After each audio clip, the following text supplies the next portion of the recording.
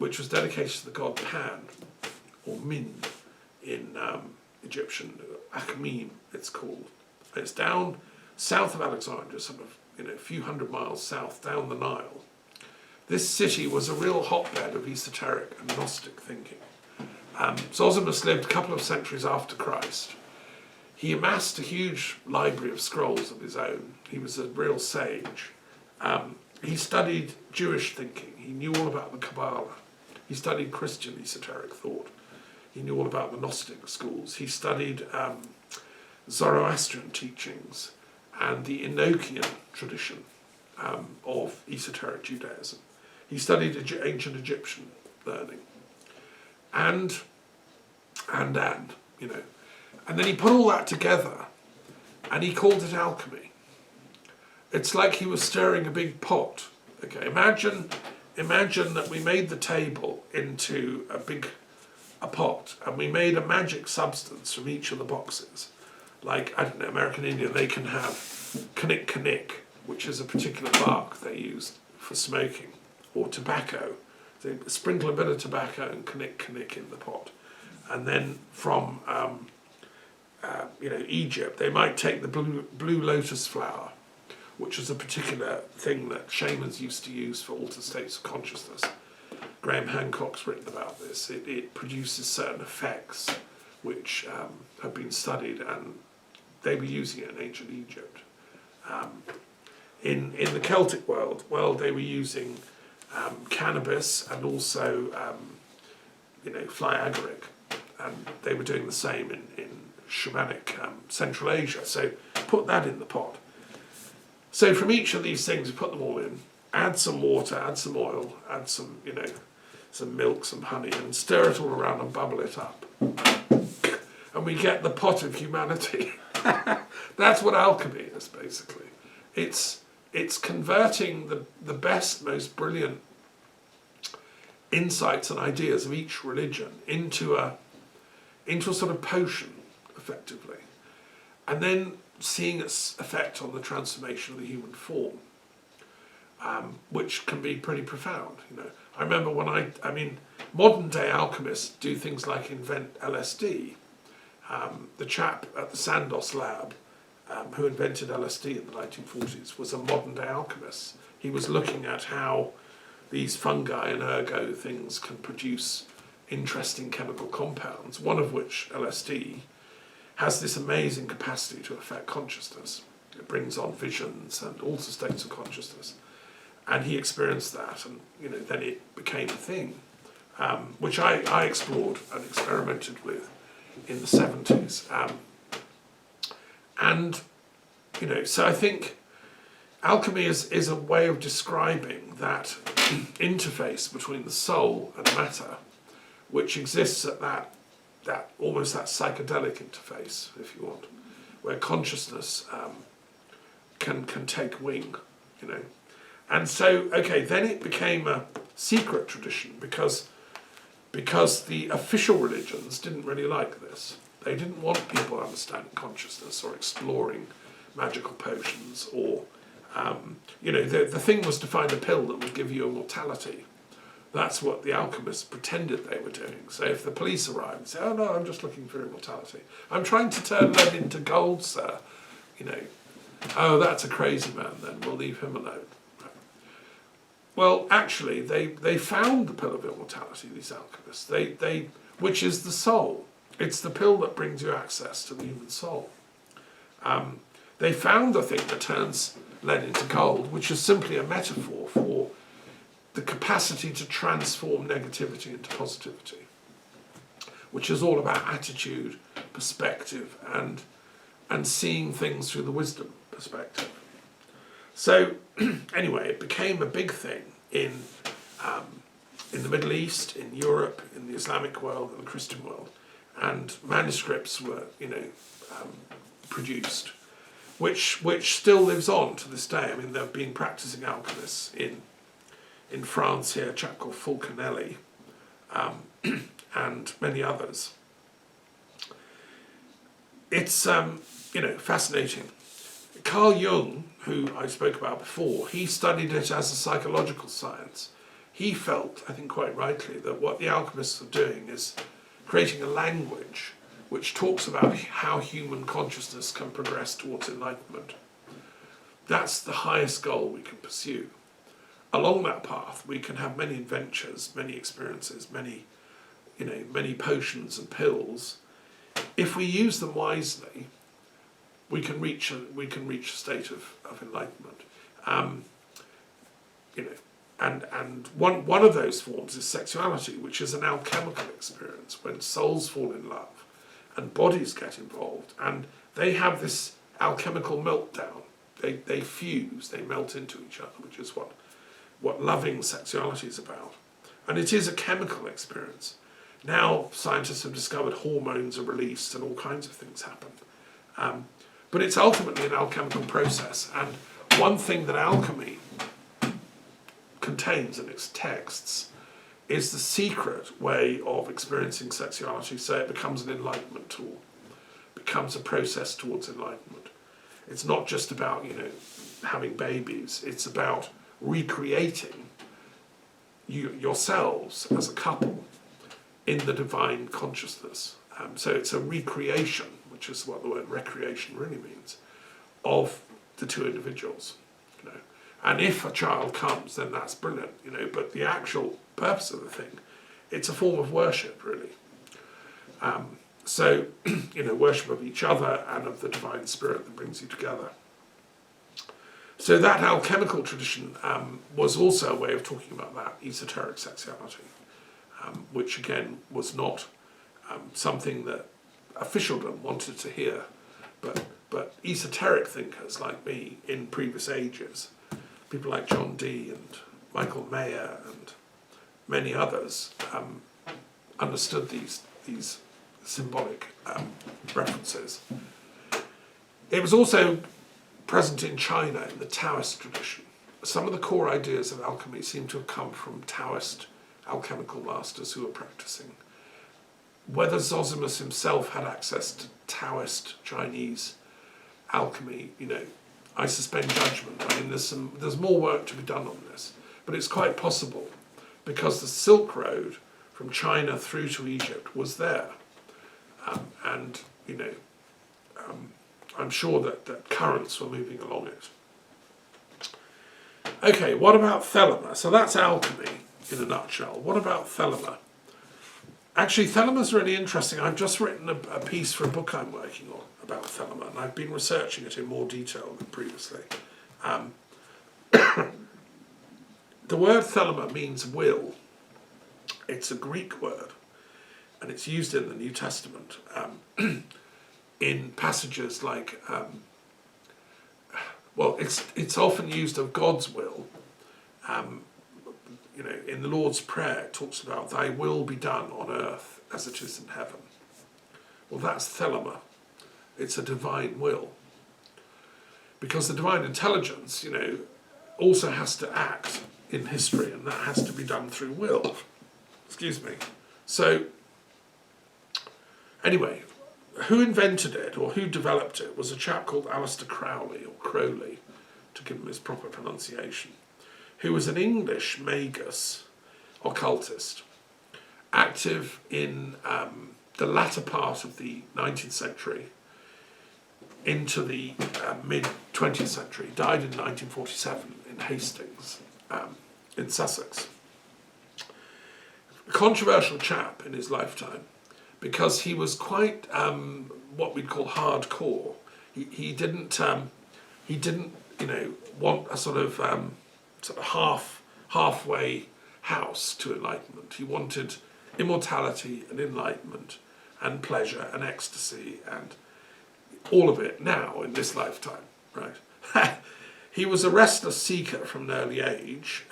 He went to the University of Cambridge. He was an intelligent young man, but he mostly just wrote lots of poetry and had wisdom affairs with other graduates, and he studied poetry and mysticism and magic, which were not really on the curriculum. He was supposed to be studying classics. I think he did a bit. He left without getting a degree. He couldn't be bothered to actually sit the exams, although he was highly capable, and if I'd have been his tutor, I would have made him sit the exams, but he didn't want to go down the academic route because he realised he was a rebel.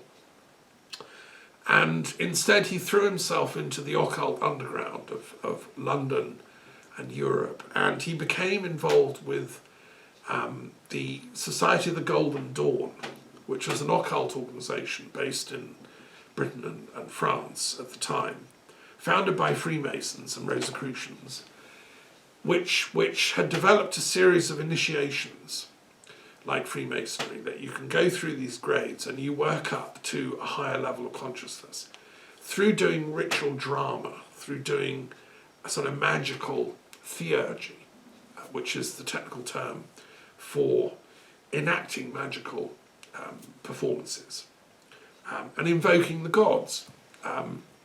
They used the Kabbalah and the Tree of Life as a basic map for how to do these initiatory grades, and Aleister Crowley worked his way through them at lightning speed. He became the sort of fastest graduate of this alternative university, if you will. There were many other great sages involved. My favourite poet, Yeats, was a member, for instance. Florence Farr. A lot of women were active in this organisation. The headquarters became based in Paris. A chap called MacGregor Mathers ran it from Paris.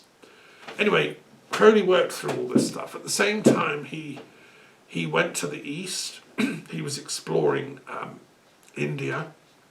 He went round all the erotic temples of India. He loved them.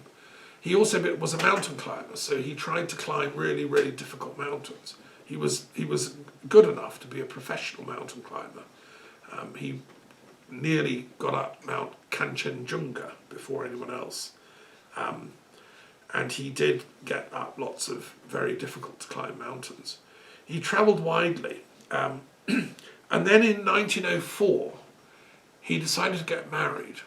He'd fallen in and out of love with, some people up to that point, but not got married before.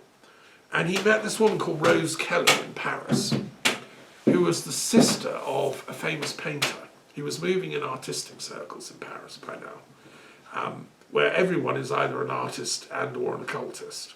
And so he fit right in. He was a poet and an occultist. Rose Kelly's brother was a famous artist who later became very well known and did a lot of paintings of the royal family. He became a royal favoured artist up until the 30s and 40s. Sir Gerald Kelly.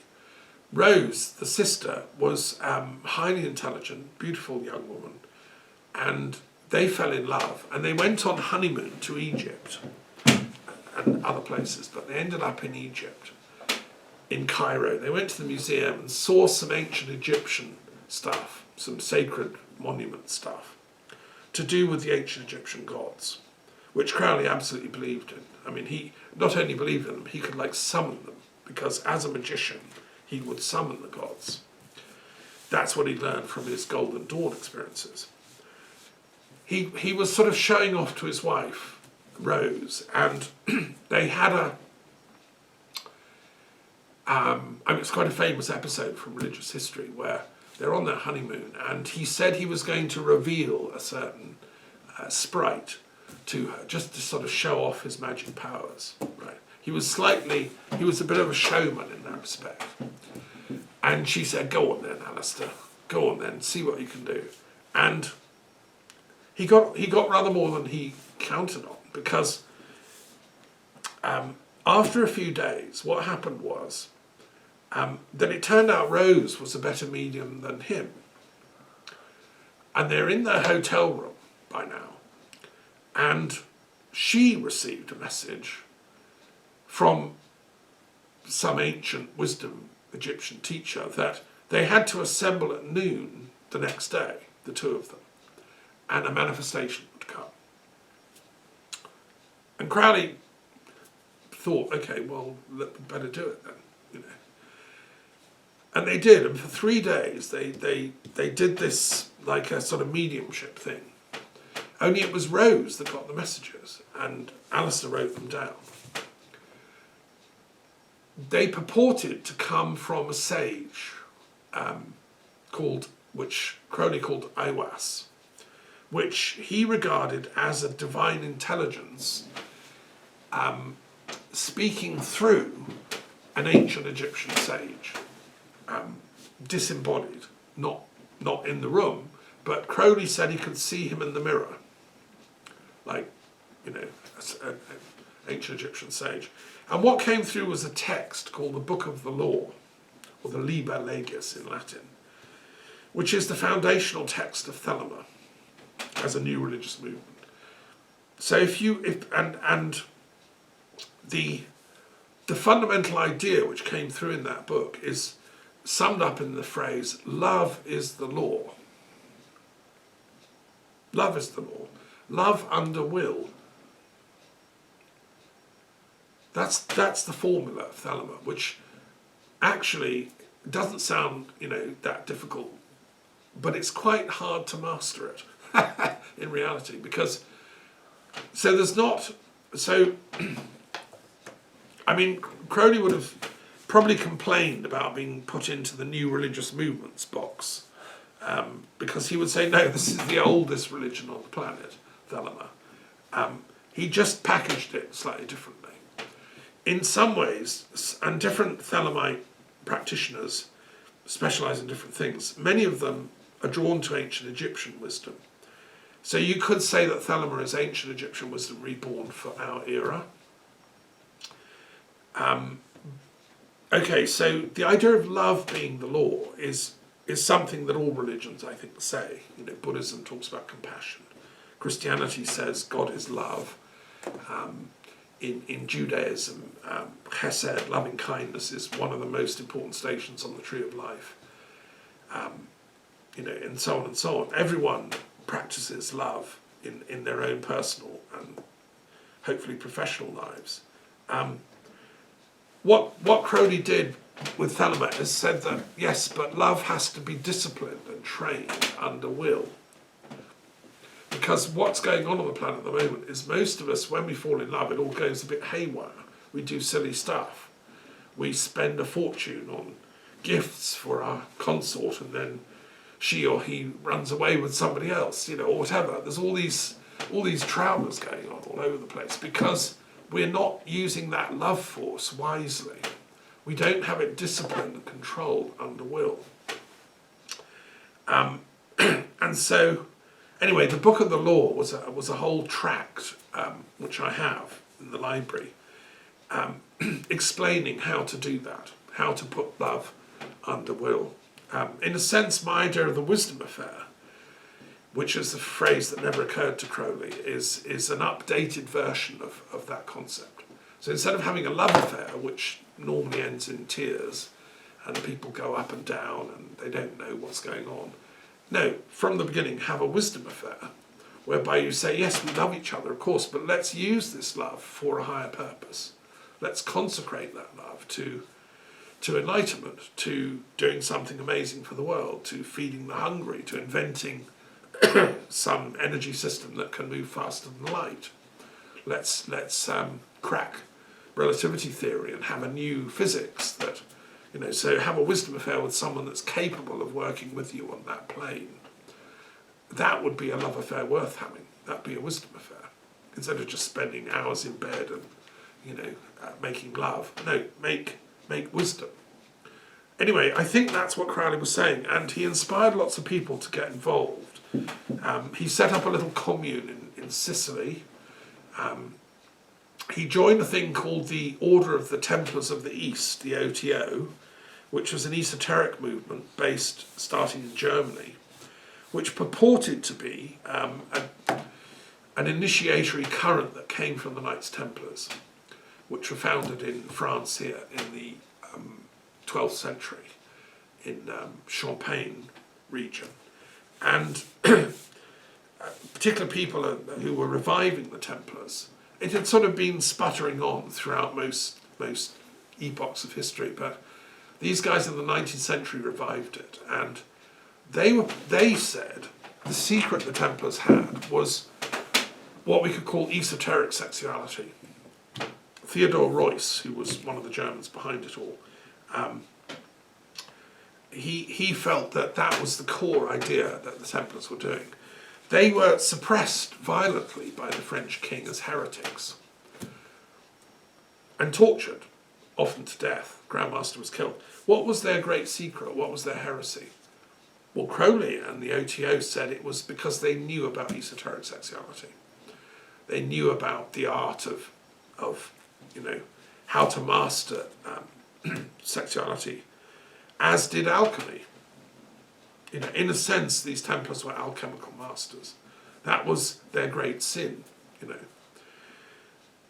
But although the Templars in France were killed off and suppressed, and the order was dissolved, what didn't happen everywhere. The Grand Master escaped, actually, from France, the French Grand Master, and it was never suppressed in Portugal. They were never accused of heresy, because most people realised they were not heretics. The real heretic was the French king, who was simply greedy for their gold and wealth and power and insight at the end of the day. And the reason he wanted to suppress the Templars was because he'd once taken refuge in the temple in Paris, and he'd seen how much gold they had stashed in the basement, because the Templars were the first great banking network throughout Europe. You could deposit some gold in the temple in France, travel to the Holy Land, and take it out of the temple in Jerusalem, just with a chit of paper. You wouldn't have to physically take the gold, which would be very dangerous. And that was essentially the beginning of the checkbook. It was a Templar invention. So the French king wanted to dissolve it, but the wisdom lived on. And that's what Crowley was interested in. He joined the OTO and advanced through its grades and learned all about, its own traditions and its practices of using sexuality as a vehicle for enlightenment. And then he taught it to his students who came and joined and got involved. He set up a little commune in Sicily where they were practicing this stuff, which is a sort of a mixture of prayer and meditation and study, and also ritual and theurgy and some sexual practices. It didn't go down very well with the fascistic government of Mussolini, who was dead against Freemasonry and anything that was esoteric. And Mussolini and the fascist movement, which was coming up at this time, saw all this stuff as a dangerous heresy that could threaten the sovereign power of the state. Mussolini was trying to sort of concentrate all power in the hands of the state. And so he abolished Freemasonry. I think we learned last time about when he dissolved the lodges in Florence and stuff. Brutally, the fascist thugs went and killed them all. And they would have probably killed Crowley if he didn't manage to escape. He got out, and he went back and had some more adventures in North Africa and France. The ideas spread. He was always a controversial figure because, of course, it was an era back in the, in those days when sexuality was sort of not really talked about openly, especially someone saying it's the secret of life. If you learn how to do it properly, you can be immortal. That was just like weird. Normal people didn't talk like that.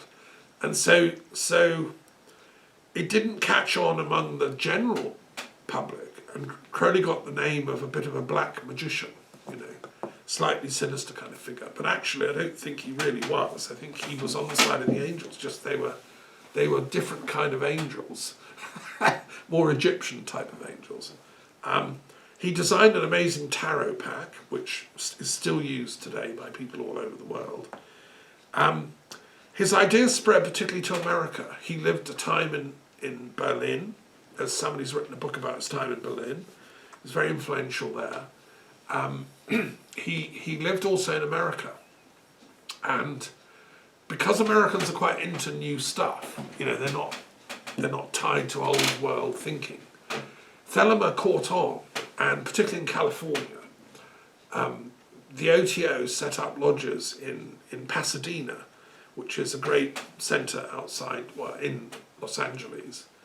And a man called Jack Parsons got involved, who was a young graduate who was really obsessed with rockets. Jack Parson loved two things in life: Thelema and the occult, and rockets. And he actually invented the liquid fuel that all the rockets use to get up into space. I mean, he was a genius, and he ended up working at Caltech, which is in Pasadena, and inventing this amazing rocket fuel. And that was the foundation of NASA and the American space program.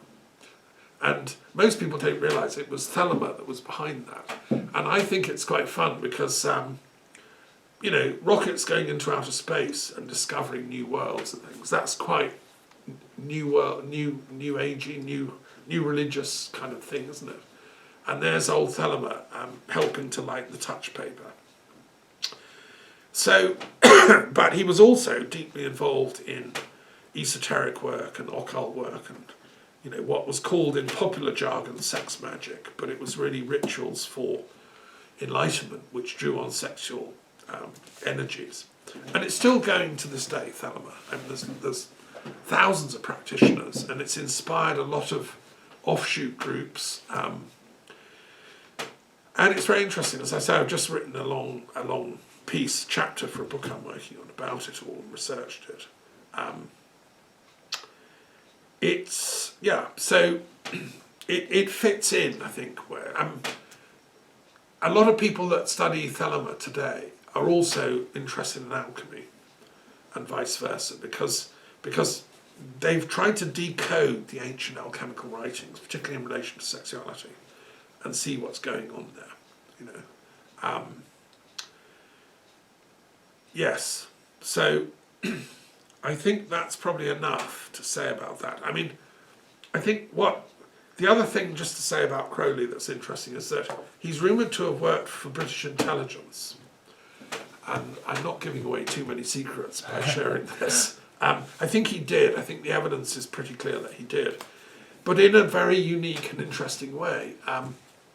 For instance, just before World War I broke out, I think it was 1911, he was asked by a chap in the Navy, head of naval intelligence, who had a big country house in Dorset, to do an invocation, like a magical summoning of the spirit of Mars, the god of war. And with his then consort, because he usually had a consort to practice his magical rituals with his then consort and a student, Victor Neuberg, and a few others, they did a summoning of the spirit of Mars. You know, like, you can imagine they're all dressed up. There's a pentacle on the floor, and they've got candles burning and incense, and they do the prayers and invocations. And then, I don't know quite how it works. I mean, I don't know if actually the spirit of Mars appeared in a sort of flickering, diaphanous form in the middle of the circle or what, or just a voice they could hear. But Victor Neuberg actually channeled messages from this spirit. And the head of intelligence wanted to know, is there going to be a war breaking out in Europe anytime soon? You know, what can we in Britain do to prevent it? Or, you know, what's going to happen? And apparently Victor Neuberg said, yes, there was going to be or the spirit of Mars working through him said, yes, there's going to be a war breaking out. It will lead, and it will be on two main fronts. One will be against Turkey, and the other will be against Germany. And it will lead to the destruction of both empires. The Ottoman Empire and the German Empire will fall within a few years. And there were some other things that were said. And well, of course, all that came true. Within 3 years, World War I broke out, tragically, and horrendous mistake, in my opinion. You know, I personally. Yeah, so in a sense that was Crowley using his occult powers for British intelligence, like trying to plan for the war, because Britain obviously managed to arm enough and get prepared enough so that we weren't caught, you know, completely unprepared. And there were similar things. Apparently he also used his occult powers during World War II. There is a claim that he invented the famous Churchill sign of the V for victory, which was used in World War II to counteract the swastika. So I think he was definitely a practicing occultist, a great genius, who used his skills to advance what he thought was the cause of democracy and liberty. And most Thelemites are quite individualistic. They don't really take to either fascism or authoritarian government systems. Jack Parson was a real libertarian. He, back in the time when he was active, they were saying that human rights was the big thing, individual rights. Personally, and this is where my book on peace magic comes in, you see, if I'd have been asked by the head of intelligence to do a ritual invoking the god of war to sort of help British intelligence, I would have wanted to do another ritual invoking the goddess of peace, Pax or Irini, and say, well, how can we, dear goddess of peace, actually prevent this war? Whereas I think the military intelligence want to win the wars and use occult power to win stuff. Well, the trouble with winning is that somebody then has to lose. And 20 million people died in World War I. It shouldn't have happened. And I have a complaint to make to the Council of Gods. Like, if they knew it was going to happen, if they sent Mars to Crowley's ritual saying, yeah, it's going to happen, well, why couldn't they have stopped it?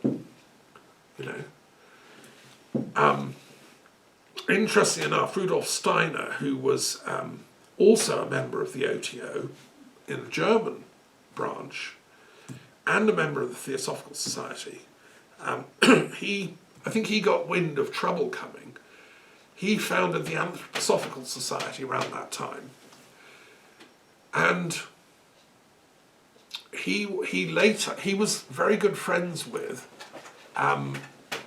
a German chap called Helmut von Moltke, who was the head of the German army at the outbreak of World War I, who led the attack on France and Belgium.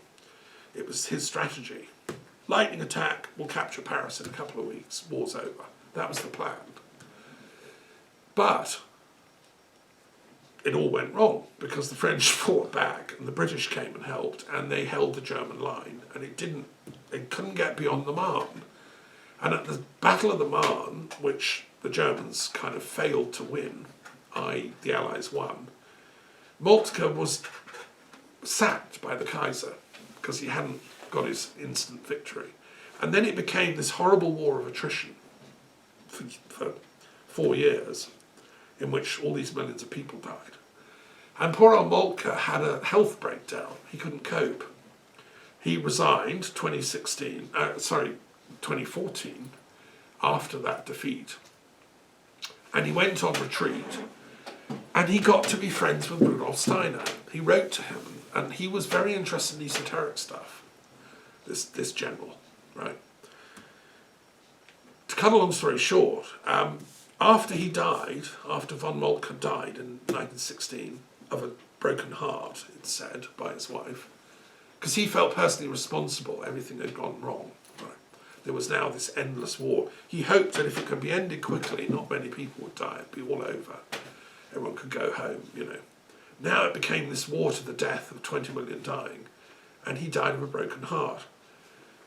He reached the afterlife in the spirit world, and he communicated to Rudolf Steiner. They had conversations about what had gone wrong, what's the nature of life and death, did he do wrong, was he, etc., etc. And this has just been published about 10 years ago by the Rudolf Steiner Press in English. These were like channeling Steiner did of this top World War I general about the metaphysics behind. Deep down, he didn't really want the war at all. And now, in his spirit form, he was feeling really guilty, what he'd unleashed. So I think, and Steiner himself wrote about the occult causes of the war, and he was, in his own way, anthroposophical tradition was trying to stop it